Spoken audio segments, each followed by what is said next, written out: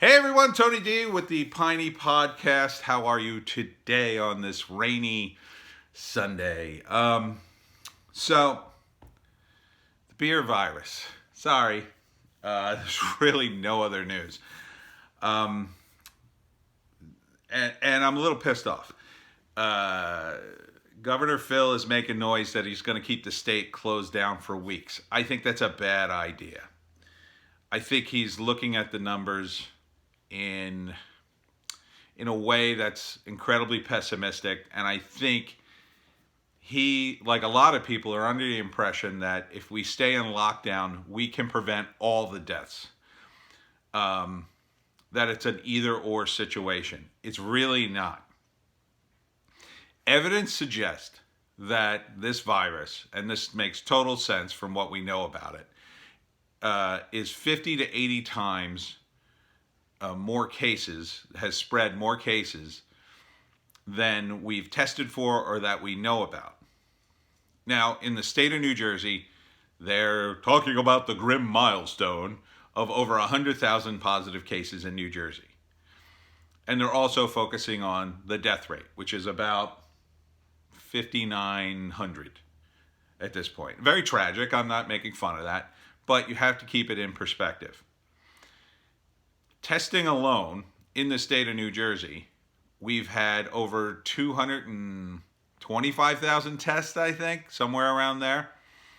More than half of them are negative tests. So people don't even have it.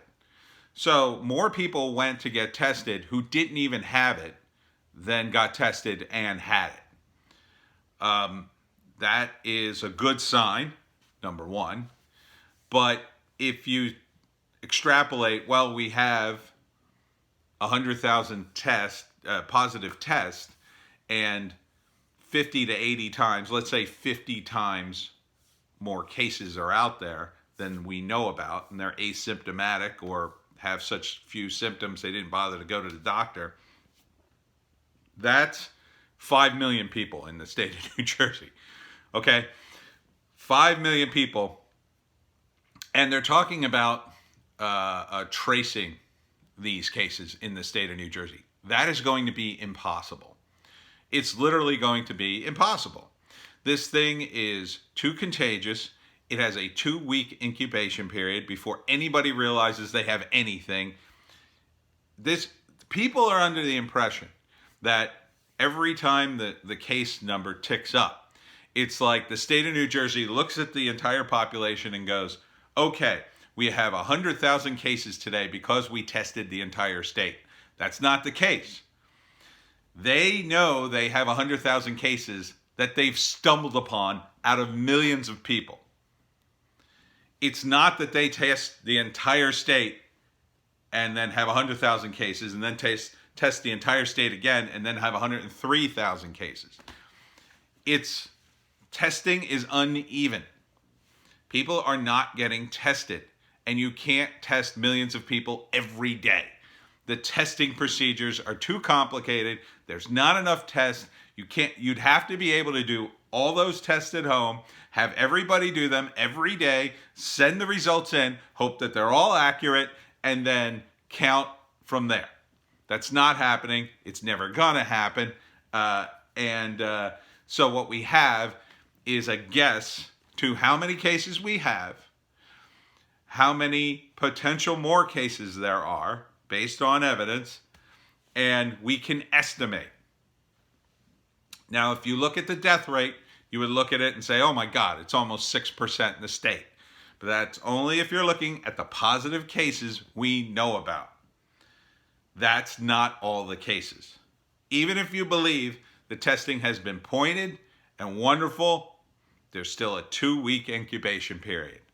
And that means when you test a guy and he's positive, you don't know when he got infected, and you have to trace him back for 2 weeks, at least. And during that 2 weeks, he could have come in contact with dozens of people. I've said this from the beginning.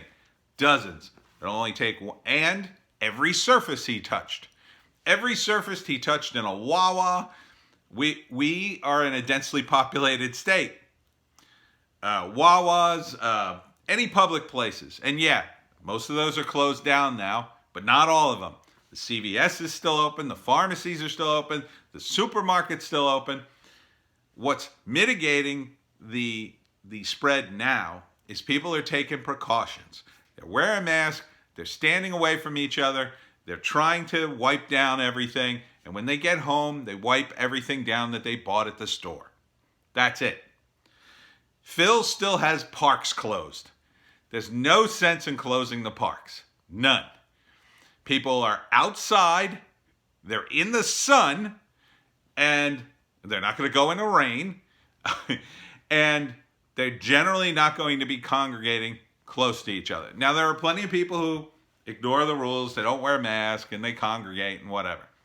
Those people have either already gotten sick or will get sick.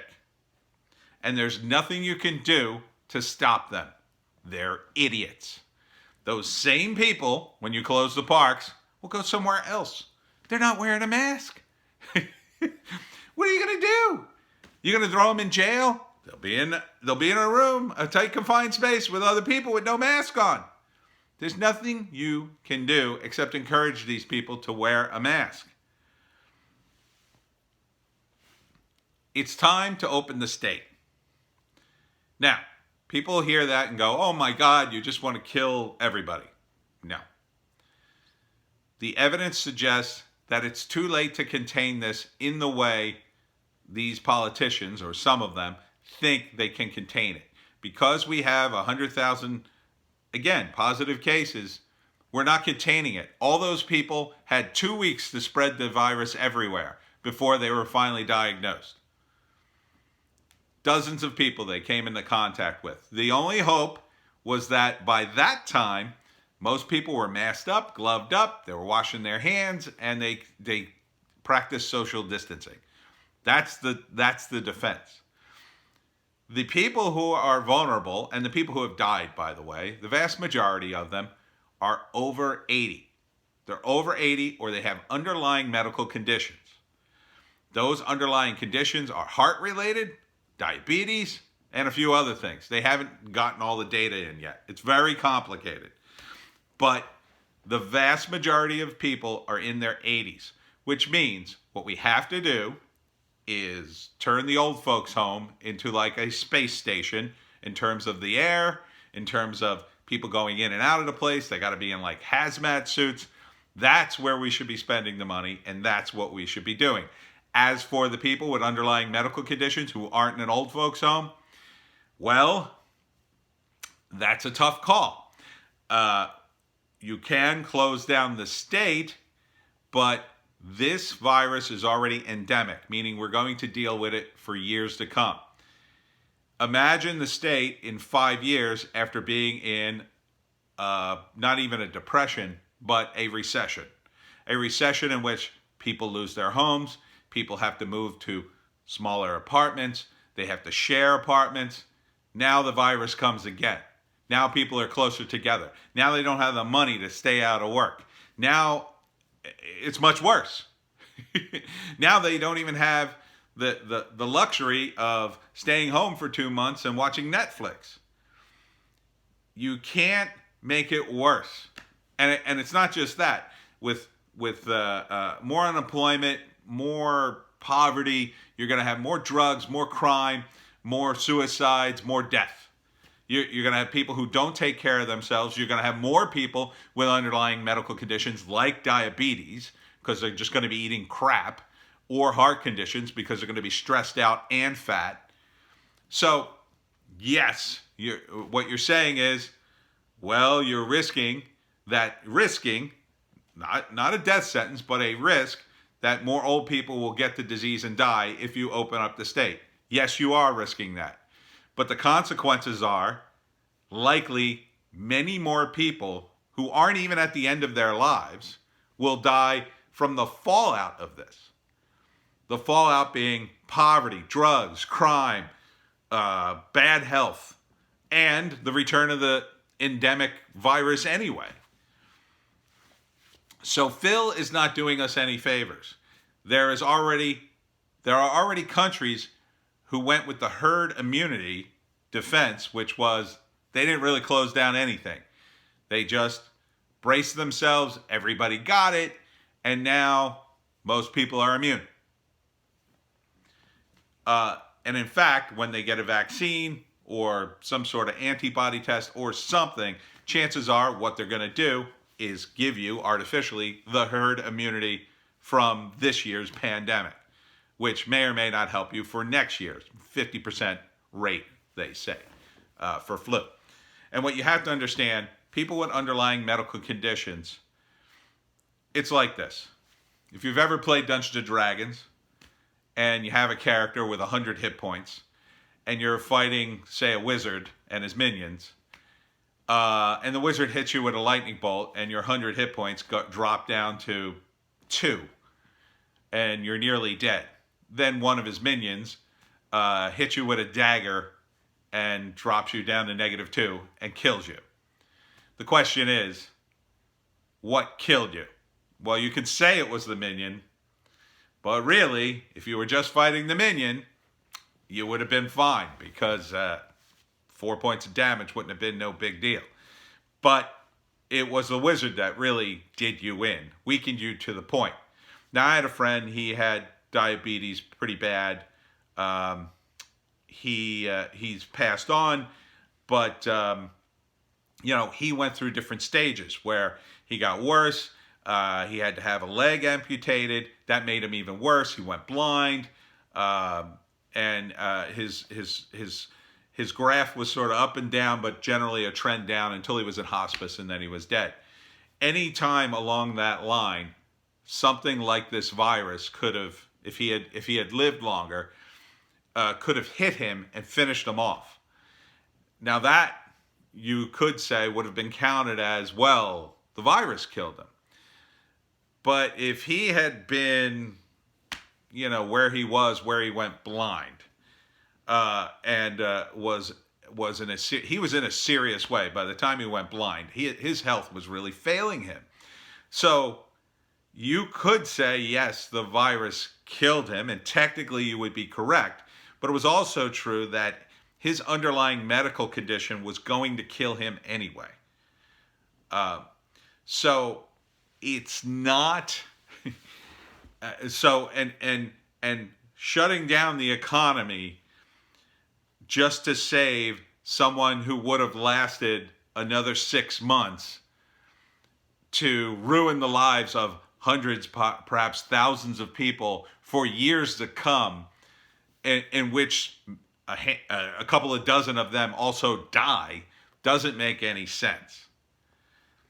And it's not necessarily a guarantee someone like him would have gotten the virus. It is true that it's, very risky.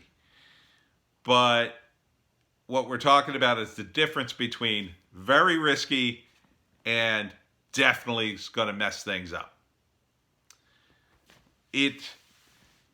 No one can predict the future. And I've seen predictions both ways. Some people believe we're going to do a V, as they say. The economy's going to go whoop, right back to where it was.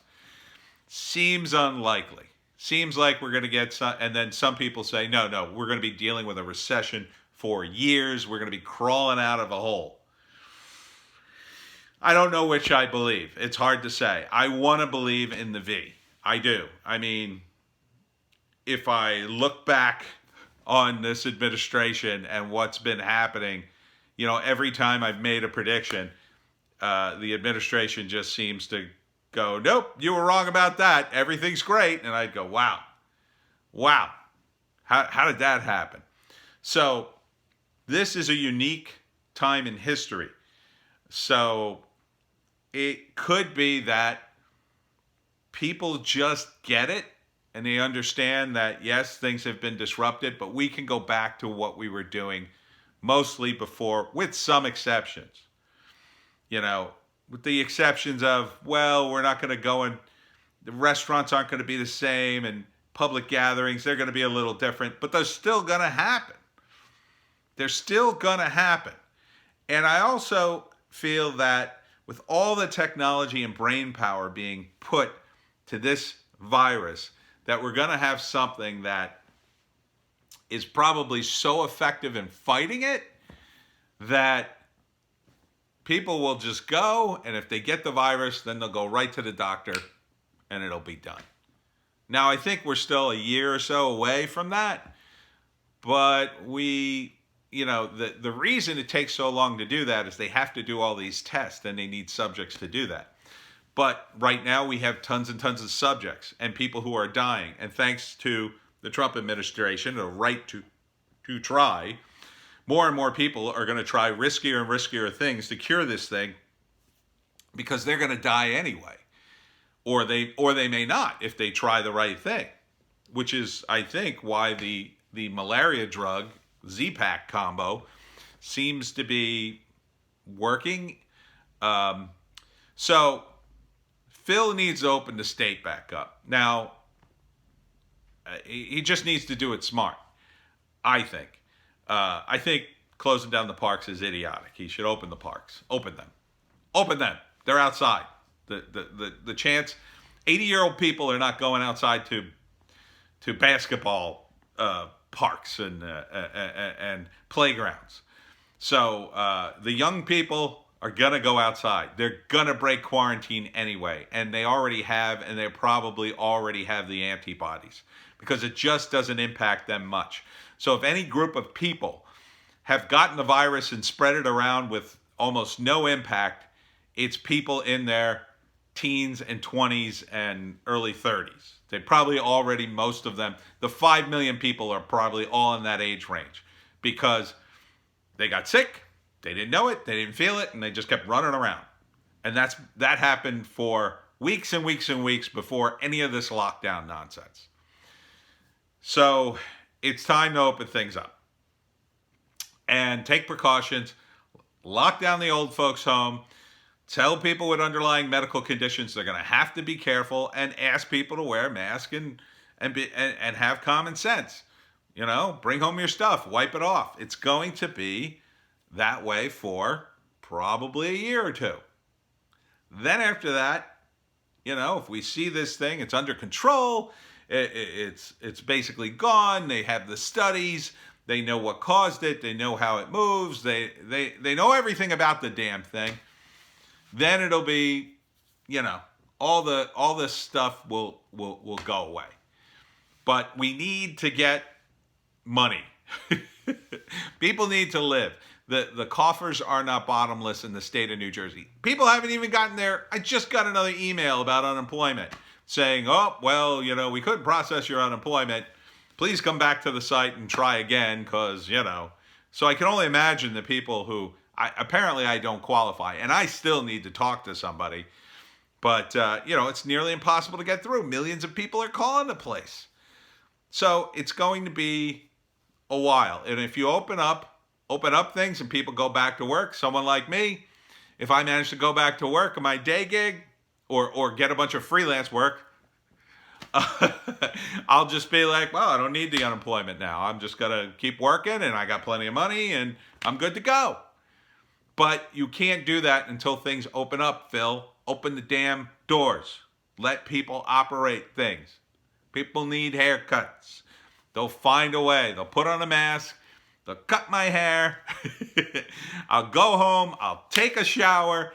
They'll wash up. They'll clean all their instruments. It'll take twice as long, but at least, my barber can make money. I can look not like a shaggy man. And we can all start going back to generating wealth in this economy. Open it up, Phil, is what I say. Open the doors, Phil. All right, that's a Piney podcast.